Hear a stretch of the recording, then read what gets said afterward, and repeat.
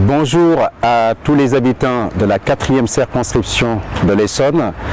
Hier soir, il y a eu le premier tour de l'élection législative qui nous place au second tour. Je remercie toutes les femmes, les hommes, les jeunes qui nous ont apporté leur soutien au premier tour.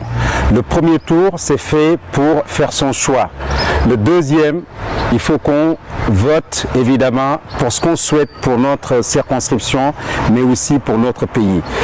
Et je crois que pendant tout le mois de la campagne des élections législatives, nous avons fait pas mal de villes, rencontré des milliers d'habitantes et d'habitants, à la fois pour défendre nos services publics tels que l'hôpital de Longjumeau, mais aussi contre les nuisances aériennes telles que les avions par exemple, et contre la privatisation de l'aéroport d'Orly.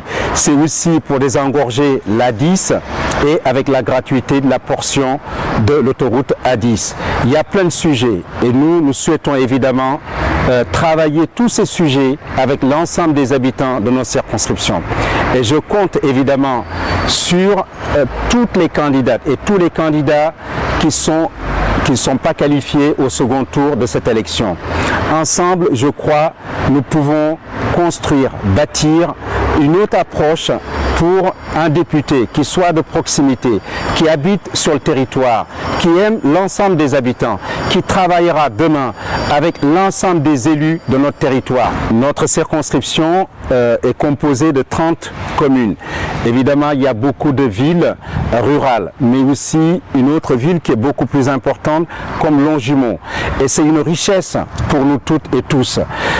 Marie Colson, ma suppléante, mais aussi moi-même, et l'ensemble des amis qui, depuis un mois, ont été à nos côtés pour mener cette campagne, faire du porte-à-porte, être devant les écoles, discuter avec les parents d'élèves, mais aussi devant l'hôpital de Longjumeau, ou discuter de nos services publics, mais aussi discuter avec des retraités qui, depuis quelques années, souffrent parce qu'ils ont et elles ont des retraites qui sont très très basses, avec quand même la vie qui augmente et les denrées de première nécessité, on l'a vu, au nom de la guerre, on ne s'en sort plus. Voilà, moi je crois qu'on est dans un pays riche. Élus députés, on sera à vos côtés en permanence.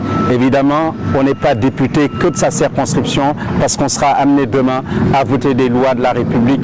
Et je sais que je peux compter sur vous et vous pourrez compter sur nous-mêmes. Merci à vous.